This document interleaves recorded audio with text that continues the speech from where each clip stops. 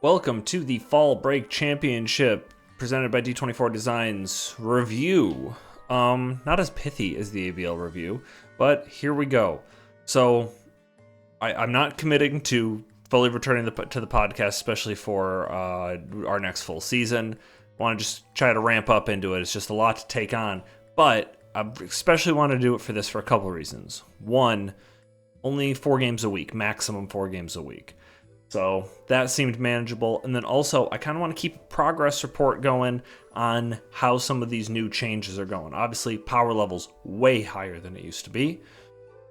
And we've got a lot of new Pokemon back. So I really want to take some time to break down what's been going on. So let's hop into our first game of the week. So this is, here, let's see if I can remember how to do this. There we go. Here's our replay of Logan taking on Jabron. So right from team preview, the biggest problem here is that Logan doesn't have a good answer to Ogerpon other than Pecharunt. And you'll see it in a little bit, but he lets Pecharunt get whittled down pretty early, and that puts him in a bad spot. So let's hop into the game here. Got Tapu Fini lead versus Gliscor. Now this isn't bad. Gliscor is usually just going to go ahead and protect like that, get his Toxic Orb going. Nature's Madness comes out. That's going to be doing 50% to literally any Pokemon that comes in. So this is great. Our Chaladon's going to come in, take 50%, get the defense boost, but that's also not too big of a deal. It can't do a lot to Fini. But we are going to go into the Quagsire, which good switch, able to block that Thunderbolt, get off an Avalanche. Obviously hoping to catch the Gliscor there, but there's a little bit of damage to the Florges, and just going to go ahead and switch out into Pecharunt, which can take on pretty much any version of Florges. Now, we're going to see this next play here. He's going to go for Hex, right? Yep, Hex. So, awesome play for a couple of reasons. One, the Pokemon he was likely to switch in, unlikely he's going to stay in with Florges, right? Can't threaten it offensively, can't deal with it defensively. So he's going to switch either into our Chaladon. Hex is going to do more damage than any other move he can go for. Gliscor is already poisoned, so it takes a ton of damage from Hex. The only other Pokemon he could have gone into is Diancie, which isn't super likely just due to the fact that it's only neutral to poison. Everything else neutral or weak to poison, so not a likely switch in. So the Hex is a great play. And I think on this next turn here, we're going to see him protect as Logan's going to stay in and go for another Hex. That's a no drawback play. Earthquake's not going to KO. It's really likely that the Gliscor is going to protect because it wants to get that Toxic Heal back, a little bit more damage. Now, it's still in range of being KO'd by a Hex, and it still can't KO the Pecharunt. So I'm a little confused on both sides here by the play. Logan, I think, over-predicted. Not like we already talked about how Hex is a pretty no drawback move against this team. I don't think the Malignant Chain was a good play.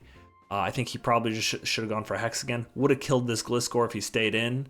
And then also Gliscor, if it was gonna stay in, if it was committed to stay in, probably should have gone for Earthquake to try to weaken that Pecharunt a little bit more. Oh, I gotta add here. Get rid of this. So yeah, I think he probably should have Earthquaked because once this Pecharunt's weakened, this Ogerpon Hearthflame's going to be able to kind of run through it. So, but he gets to live another turn. Goes for a U-turn there. Kind of surprised. Again, I think he should have gone for Earthquake, but this is kind of informing that he doesn't have Earthquake. I think we get that confirmed a little bit later, but that kind of confirms that he doesn't have Earthquake. He must have Toxic as his last move. I mean, potentially Roost? I don't really think so. I don't think you'd run Protect and Roost. The Diancie's going to come in and go for a Diamond Storm. Not really the right play, but probably predicting something to come in to take the Moonblast. And he goes for a Malignant Chain. Now, it's a 50% chance he gets the poison off here, but it doesn't happen. Now he's going to go ahead and eat an Earth Power, which does a lot more damage than that Diamond Storm did. Go for another Malignant Chain, still not get the poison. Now that's really unfortunate because if he'd got it on either of those turns, obviously Diancie's going to be whittled down, no good ways to recover, and also chance at confusion, this Petrant might have been able to recover back up. But it doesn't happen. He's going to go into Quagsire here on this Earth Power and actually get a Spadef drop. But that's also really bad because now this Quagsire is... It's probably not in range to be... Actually, no, it's probably in range to be KO'd by a Moonblast if it comes from Diancie here. So that's really bad for Quagsire. Obviously, he's going to have to switch out to save this. But weirdly enough, we see the Florges come in. I don't get that play. I think that this Diancie probably should have just attacked. I don't think there's a big downside to it. I'm not sure what this Florges was meant to catch, because this is kind of a neutral matchup. Then we get the Kartana coming in on the Florges. Logan's playing pretty aggressively, take a big opportunity to get this Kartana in here. As the Gliscor comes in on a Smart Strike, does a good chunk of damage. Now, this is a really important opportunity for Kartana here to really start to wreck house. On the Protect, which very smart, he's going to go for a Swords Dance, because now what would have happened if he hadn't Swords Danced is then the Gliscor is going to be out of range of another Smart Strike, or maybe even a Leaf Blade with that extra recovery from Toxic Heal. But now Kartana is going to be able to get a KO here. It just gets to choose on what, and he gives up the Gliscor. That's pretty big. Now, this is the deciding play of the game, weirdly enough. So, Walking Wake comes in. Walking Wake, if it's running max speed, is the exact same speed as Kartana. You can see hovering over here, 348, 348. So, but what Logan sees is he sees this special attack proc. So his read on that is that this is a modest Walking Wake. So this Kartana is actually faster. But actually, this is just timid max speed with max special attack investment. You have to take a little bit of special attack investment off of timid Walking Wake in order to get the speed boost, which is probably a all-around more useful set. Maybe a little bit more niche. Maybe you just want a wall break with Walking Wake, in which case this works. And Logan doesn't recognize that it's a speed tie. I think he probably should have just gone right into Tapu Fini. That is the, chalk answer to this. And he doesn't. He stays in with Kartana, and he dies to a Flamethrower. Now, if he had won this speed tie, then probably what happens is, Diancie can come in and KO it with... Maybe it doesn't get Mystical Fire. I feel like it does, though. But even if that doesn't happen, Ogerpon Hearthflame can come in and outspeed and KO. This isn't a risk worth taking. I think, in hindsight, what Logan should have done is he should have been the timid Kartana set. I'm just going to let this run because this is kind of not a lot of plays to be had. There's a timid Kartana set that allows it to get a speed boost. This Thunder shows off that its Choice Scarf and outspeeds the Walking Wake, which makes it all the more baffling that this Diancie comes in. Jabron should have known that this was Choice Scarf Thunderous. Ogerpon's going to come out here, have a good setup opportunity, and it's just going to take it. There's nothing Logan can do at this point. The only thing he has that can outspeed this Ogerpon is the Superior, and the Serp can't hit it for a lot of damage. So he probably should have just brought in Superior if it had Glare, paralyze this, and hope to just get some opportunities because Ogerpon can just clean house from here. There's a moment where I thought hey, maybe his Thundurus has Sludge Wave. He could have played that, but didn't have it, and he's going to lose this game because of it. I don't think a terrible showing from Logan, but I do think there was some team building mistakes and maybe one or two misplays that I think he could have played better. Jabron's going to come away with the win. Good matchup. Didn't choke it away. Not that he has a tendency to. I'm afraid that that's how that would come across. No. He was in a... If you're in a dominant position like that, the only way you're going to lose is choking. And he didn't, so that's great. And that is going to be that match. Logan goes to the loser's bracket. He's going to play again in 2 weeks. Jabron is going to play this week. I don't remember who it's against, but we'll look at that at the end. And we can move on to our next battle. And next, we've got Zach taking on Drew. This is a pretty one-sided matchup, but let's get into it. Now, I feel like I underestimated how bulky Zach's team was at the... in the draft analysis, because before we go any further, I said oh man, Drew's team's so bulky. Well, I said it was balanced, but it is quite bulky built. But man, Zach's team, you got Torn, Aloe, and Wheezing, Galarian Wheezing. Those guys are super bulky on their own. Annihilape's pretty bulky. Metagross is underratedly bulky. Seems pretty bulky build. So, underestimated that, but we're going to see this open up with this Metagross clicking Psychic Fangs, and man, that does a lot. 73%, that's clearly banded. He's got to switch into the Torn, and I think in this tournament, I think people are going to have to play really aggressively, and we're not seeing that here out of Drew. I think he is not in a great spot, especially after this Thunder Wave. So after that happens, he's kind of in a rough spot. He gains a little bit of momentum back with going into Flash Fire Arcanine. And he goes for the close combat here. There is a spot that I think he probably needed to predict aggressively and go for the Flare Blitz. Arcanine wasn't going to be taking too much damage from anything else. That if this... We find out later this Chi-Yu is choiced. I think it's Choice Scarfed, it shows. But I don't think that anything else that are the Chi could have gone for would have KO'd the Arcanine, because if it switches moves, it's obviously not Specs. So I think that a switch there was likely. I think he should have gone for the Flash Fire boosted Flare Blitz. The only thing that really would have been a bad switch in is Alamalola, but that thing wasn't taking a lot of damage from the close combat either. So I think the Flare Blitz would have been a more aggressive play, sure, but also I don't think it loses you too much. I don't think it's too big of a drawback. So this Tornadus is going to force out the Thundurus. Again, this is the second time we've seen it come in, and it's getting chipped down really badly. We're almost out of a flying resist for Drew's team, and Thundurus is at full health. Now the Garchomp is here, and actually forces a switch on the Chi-Yu. That might be Zach kind of playing some long game there, because with the Chi-Yu would have theoretically been able to KO this Garchomp with... I guess he doesn't know if it's choiced or not yet, so maybe that's what he's checking. He's checking for that. So goes ahead and switches out, sees that it goes for Stealth Rock. Now he doesn't think this is choiced. That's good to know. Stealth Rocks do go up as Weezing comes in, and Thundurus is going to come in on the Strange Steam, barely live, but get confused, and then hurt itself in confusion. Now that sucks, because Thunderbolt, should he have gone for it, would have done, I'm guessing, over 50% to Weezing. Maybe even in the 60 to 70 range. So that would have been a big get. Doesn't end up happening. Iron Bundle's going to come in as Aloe switches in now. Aloe basically runs 3 items. In League format, that obviously expands. It could run Rindo or Wakanberry, but typically the 3 items it runs are Leftovers and Heavy Duty Boots are the big 2, and I do see Assault Vest occasionally. So with the fact that it's not running Boots here, you can see that it took Rocks damage.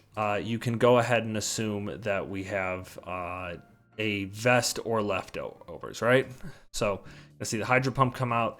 If that damage doesn't confirm Hydro Pump, then the fact that Leftovers didn't proc, that's going to definitely confirm it.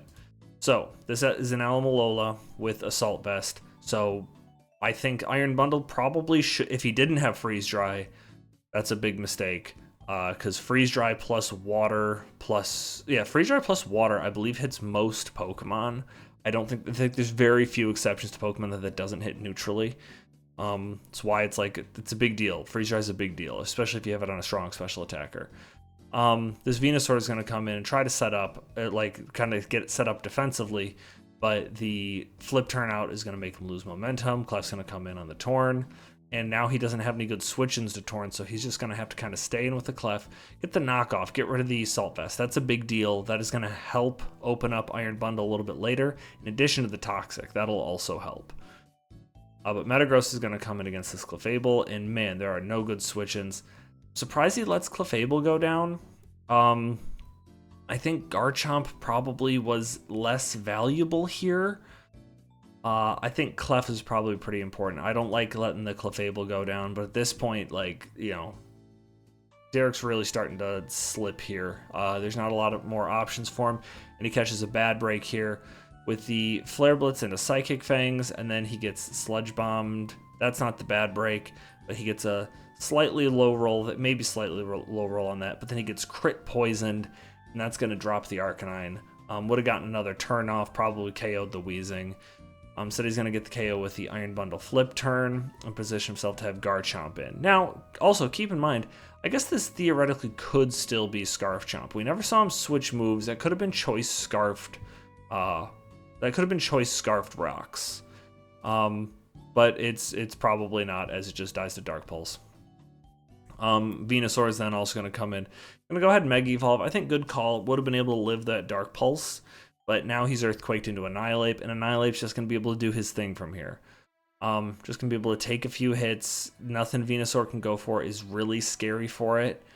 And I think that Drew is making a pretty good play here, where he goes just like, okay, I'm going to let this thing's poison whittle it down. I'm not going to hit it anymore. I'm not going to boost up Rage Fist even more. But Zach pulls out the Rest and Chesto Berry, able to put Annihilate in basically a no-lose situation. Rage Fist is going to be able to easily 2-hit KO this Venusaur. Goes for another Sludge Bomb, just try to get a poison, get this thing as low as possible.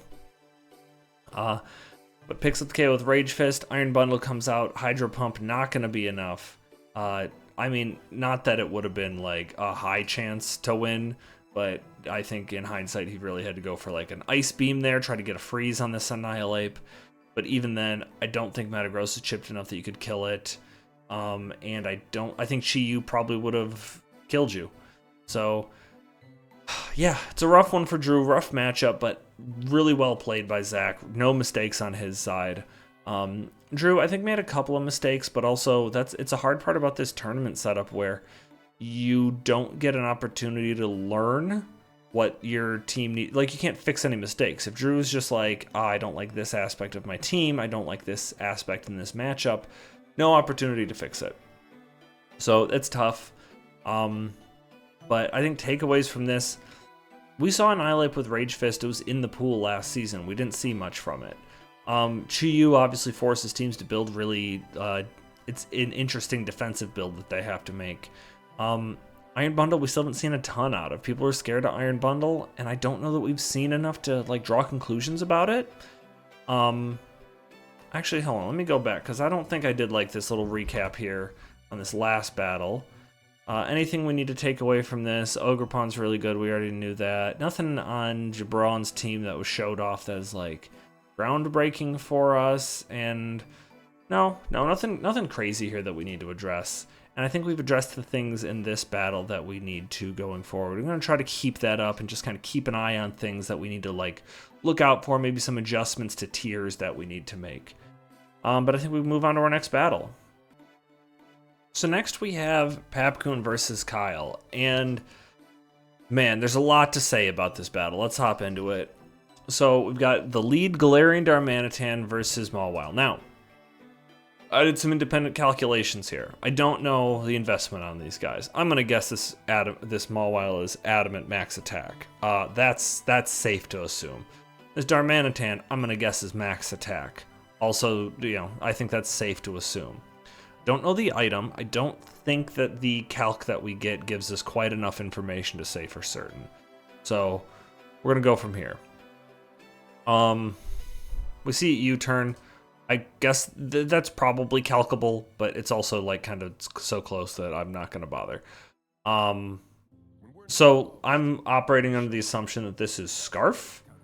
I don't know that for certain, but this is Scarf. Earthquake had a chance to KO here, assuming this is like some bulk on Mawile. So I don't love Kyle's play to stay in here, but it definitely worked, okay? So we're going to see the Darmanitan U-turn out and go into Excadrill here, and you see this resisted Play Rough, mind you, do 62%, and then he's able to pick off with a Sucker Punch. That crit definitely didn't matter if a resisted Play Rough did 62%. So now we get Galarian Darmanitan coming back here, not playing any games. It goes into probably one of the only counters to Galarian Darmanitan in Rotom Wash. So he has the play, he goes into it, and we're going to get a nice slow Volt Switch out from Rotom Wash here. On the switch, chips this Electros, and we're going to see the leftovers pop in. That'll be important later. Now I've got Mega Mawile in. I think Papkin does the right thing here, and he's like, okay, if he's gonna set up, I'm gonna punish him. Okay, so he goes for a discharge, takes off some HP there. Unfortunately for Papkin, doesn't get the paralysis because at this point, nothing much can be done. Papkin's only hope here is now he has to play around Sucker Punches because this thing's gonna one-shot. Assuming it outspeeds, it's going to one-shot the Primarina, the Tyranitar, the Electros. Sucker Punch is going to KO both Lottie and Darmanitan. No counterplay. There's nothing that Papkin can do about that other than just switch around, hopefully like chew up his Sucker Punches. If he can outplay 7 more Sucker Punches, excuse me, then that's his only hope. So unless he misses a play rough here. Okay, so he missed the play rough. He got another discharge off. Unfortunately, doesn't get the paralysis there. Which is bad luck. It's like 48. I think it's a 48% chance if you do 2 discharges to get a paralysis on at least one of them. So that's some rough hacks here. I mean, granted, Kyle missed a play rough. That's 10%. So he had a 90% chance to hit and win it right there. But you know what? Just got to hit this one. Oh no, he's missed again. 1 out of 100 times you'll miss back-to-back play roughs. And he did. Kyle was in a basically no-lose situation. And now he is in a huge fight uphill. Goes for the Stealth Rock here. Great bring by Papkin to have Liquidation. Even better that he gets the defense drop.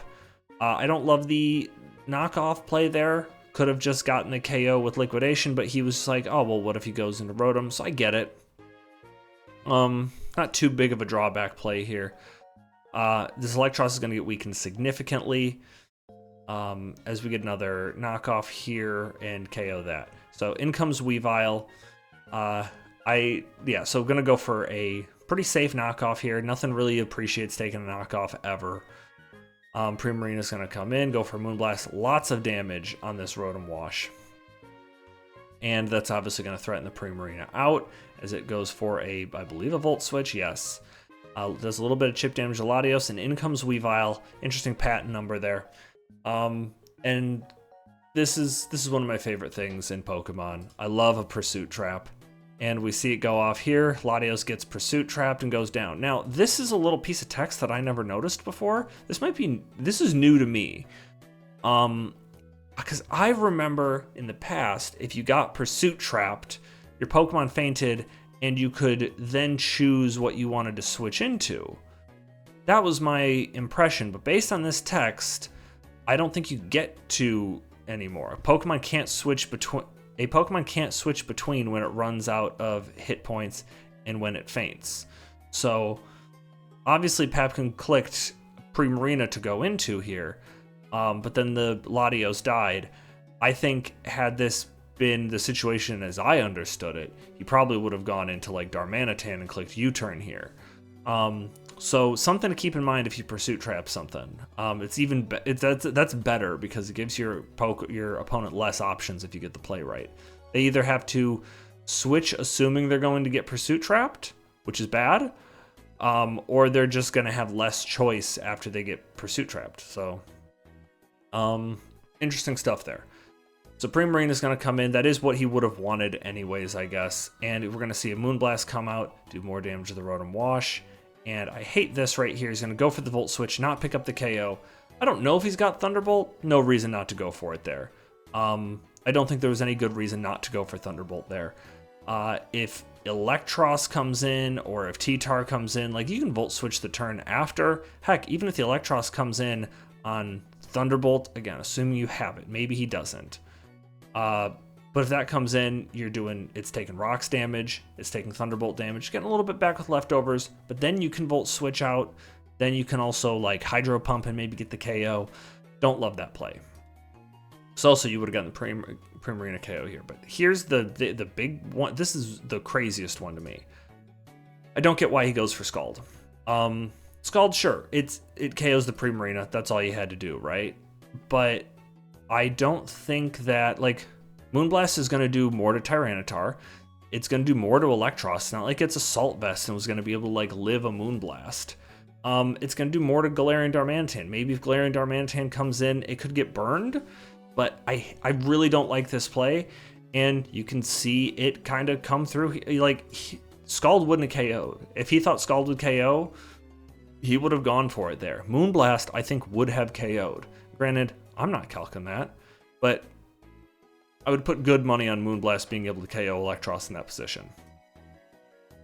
Now you get the Rotom Wash come in, and it goes down. Now you're another Pokemon down. Weavile's going to come in. Now at this point in watching it, I was like, okay, there's a T-Tar here. This Weavile has Low Kick or Brick Break or something. So I thought he was in a winning spot. Knockoff Pursuit, Ice Move. Oh yeah, because we're about to see... Oh no, we don't see Triple Axle come out. But spoilers, he's got Triple Axle. Goes for the knockoff there, gets the KO. That's fine. You don't need... you don't need Ditto anymore. Like, go into Ditto here, which is what he does. The hope is that you live a hit and are able to... even breaking the balloon doesn't matter, right? So, goes ahead. Now, this crit may have mattered. I don't know the investment on the Tyranitar. Based on my limited calcs, it might have mattered. If this is Adamant Max Attack T-Tar, then that crit made it a roll a certain thing. If this is a defensive T-Tar that is not Adamant, or not Max Attack, or maybe he's Adamant but not Max Attack, then yeah, this crit kind of sealed it. Because, you know, that T-Tar would have lived, I mean, he would have had to take a Stone Edge of his own or some other move. I don't know what else this T-Tar has because we don't really find out. Outside of Earthquake, which wouldn't have been a good play, which obviously wouldn't have worked because he's got a balloon. But Triple Axle, not able to get the KO here. And these aren't like bad rolls either. This is just not able to do it. Triple Axle not able to get the KO here. Obviously, Low Kick or Brick Break would have cleaned up the Tyranitar, which means that Blacephalon would have been able to come in and clean up. But now it's going to come down to hitting a Stone Edge, right? And then this doesn't look like it was a roll on Fire Blast. Maybe it was, but yeah. Rough go for Kyle here. Very close HP margins means that he doesn't get through. And also had the 1 in 100 chance to miss the 2 back-to-back play roughs. So, you know, but sometimes in Pokemon, you know, you're lucky but not necessarily good. I don't think Papkin played badly here. I think he had a bad matchup and he got lucky. And that's why he came through here. Kyle made a couple of small misplays. But, I mean, given the position he was in, I don't blame him. He had a guaranteed win, I think. In my mind, he had a guaranteed win after that Swords Dance, and it was all gone. So, you hate to see it, but now we can move on to our last game of the week. And it just so happens to be our marquee match of the week. Marquee match of the week. Now we have a theme. So, of course, it's our marquee match of the week. It's our final match of the week, and it ended up being a close one. I'm not giving it to me because... you know, it's me and Brett, but I mean, also it is me and Brett, and it came down to being a close match. So, right off the bat, I want to say, you know, I'm always going to give a little bit more insight into my games because I know my thought process. I had expected the Victini would be the Shed Shell variant that we see here. I was surprised to see Blissey. I figured I had so many threatening physical attackers. He wouldn't bother to bring Blissey. I knew Raging Bolt wouldn't be here. Was a little bit surprised to see Gengar, but it wasn't too big of an issue. Knew Mamoswine would have to come. But yeah, that's my thoughts on seeing his team. I think, and then yeah, so we'll just pop into this here. So I get super lucky with the lead. I get this Urshifu versus this Mamoswine. And I know, like I said earlier in this podcast, I think people need to play aggressively. And I don't even have to play too aggressively because I want to weaken that Togekiss in the back. I know that if I hit one Iron Head, then if I hit Iron Head, Togekiss has got to switch out. That means next time it comes in, it can't take 2 consecutive wicked blows. It'll die to 2 wicked blows. So that puts me in a really great spot if I'm able to click Ironhead here. Plus, Ironhead has a chance to KO Mamoswine, and unless it's counter Mamoswine, it can't kill me on this turn. I guess if it's Scarf Superpower, it could, but I didn't think about that. I'm thinking about that now. So I open up and I go for a Ironhead. That is Max Fizz Def Togekiss. I get a crit on the Ironhead. The crit matters, and it doesn't.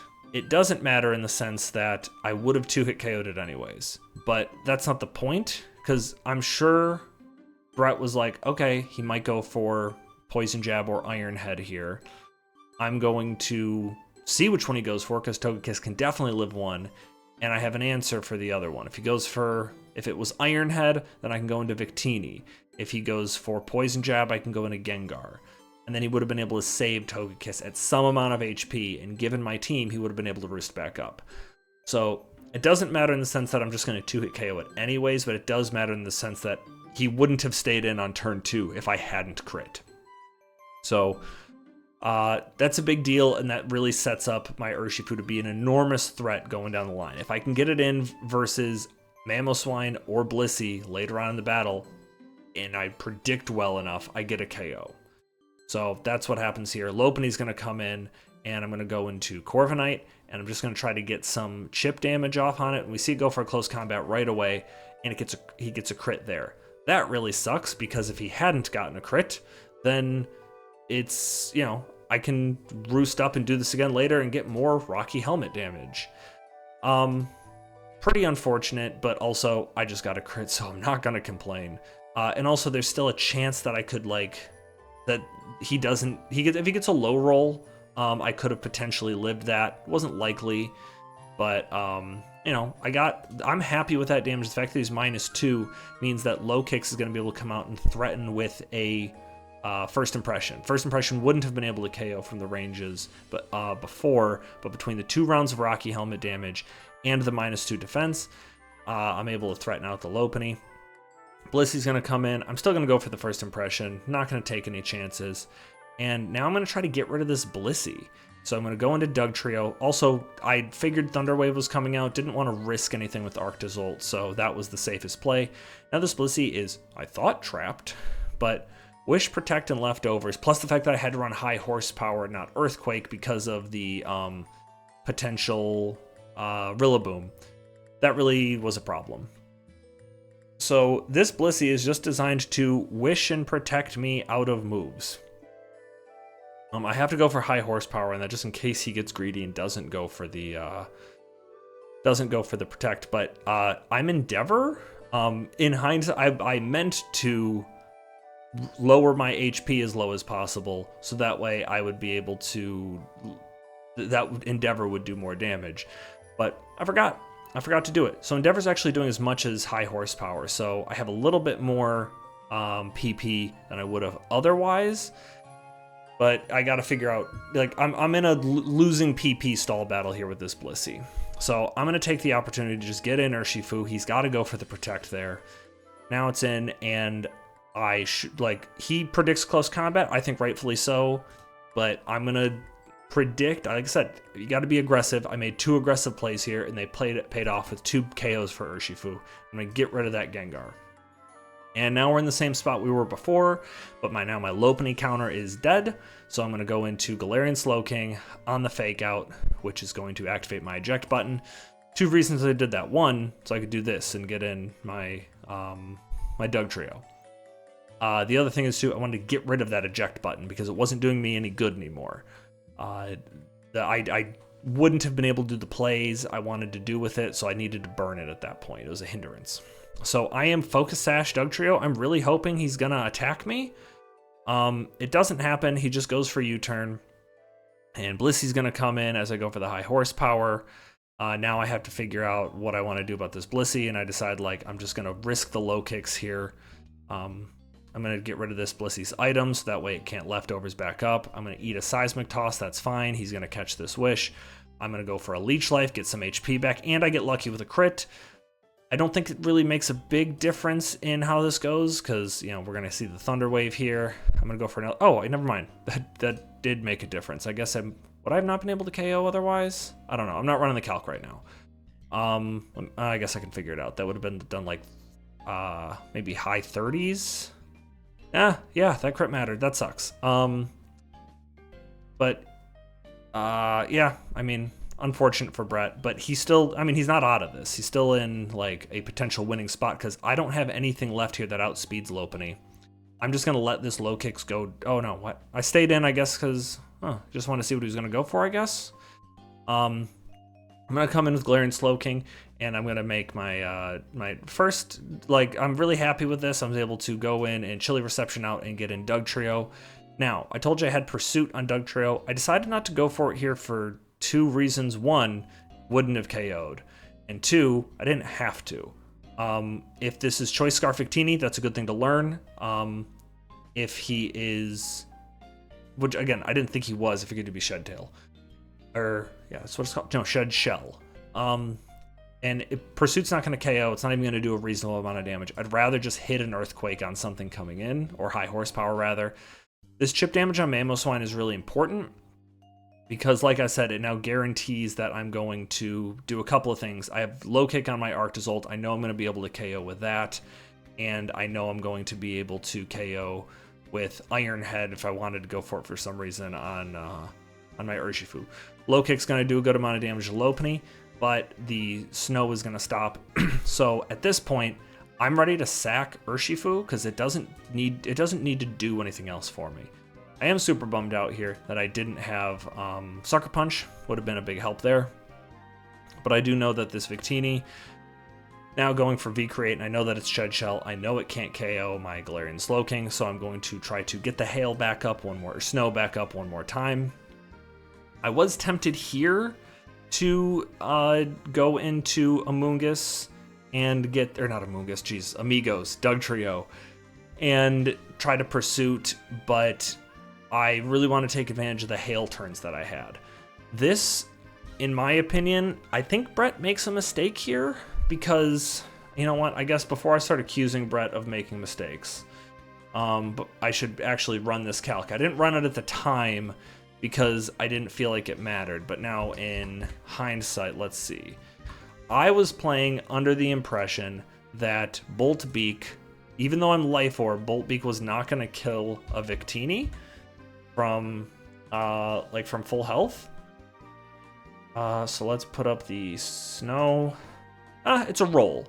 So 25% chance to KO a Victini from full health. Granted, I guess he didn't know I was Jolly. If he was looking at Life Orb Adamant, he probably thinks he lost here. But if he goes into Mamoswine, I don't think I win. Because, sure, I'll follow up, like, the Mamoswine comes in, and then he knows that I have to go for, like, another move. I'm going to go for Low Kick. But he lets Victini go down, which now takes out the guesswork. I can just Low Kick against anything, and I'm fine. He brings in the Mega Lopunny, goes for Fake Out. You gotta, get a little bit of chip damage, burn a turn of snow. That makes total sense. I'm gonna go for Low Kick here. And I'm gonna catch the Mamoswine, even though he's got a Chople Berry and the Snow Defense. That was a roll we found out afterwards. It was a roll in my favor, but it definitely was a roll. And then the Lopunny's gonna come back in. I'm gonna go into Galarian Slowking, take just a little bit of damage. And then I'm going to get more Regenerator back and sacrifice Dugtrio. And then gonna come back in with Galarian Slowking, Regenerator more just so I don't get crit. Gonna go down to the return here, and just the safest possible win that I have left, and bring Galarian Slowking, and go ahead and go for a Psychic, and get the win there. Really proud of this win. Tough game. Gotta play really aggressively, I think, with this offensive team. I said that in my draft analysis, and it paid off for me here. So that wraps up the replays. Let's do this. Hang on, doing some work on the side here, over here. Google Sheets, back to here. Okay, so let's look at the bracket. So this week, we're playing these orange games here. So we've got Darren versus Zach. Darren's got the Coco Lucha team versus Zach's, pretty bulky team like we saw. I'm playing Dakota, a Gen 7 bulky offense team. Hold on, am I being harsh there? Because I just feel like it's a lot of old Pokemon. Let me see. What's he got that's not Gen 7? Glamora. So I'm gonna say Gen 7 bulky offense is what I'm playing. Versus I shouldn't say hyper offensive, but it's pretty darn offensive. Keenan taking on Papcoon. Keenan's, shall we say, underpriced team versus Papcoon's, right now, Cinderella story, honestly. And then Zane, hold on, let me see Zane's team again. I don't remember it. It's been a minute. Zane, where are you? You're over here. Oh, Zane's Psy Spam super offense team. Okay, taking on Jabron and his Rain team. That should be a fun matchup, though. I mean, Rain is a form of offense, right? So we'll see how that matches up. And he's got Hail to counter it. Snow. I gonna keep calling it Snow. The interesting thing there is the interesting wrinkle here is that all of these games are determining our week 3 games, these yellow games down here. Drew, Brett, Kyle, and Logan awaiting their next potential opponent. So I think that's probably where we're going to leave off. Thank you all for listening. Hope you enjoyed this, and we'll see you next week. Goodbye.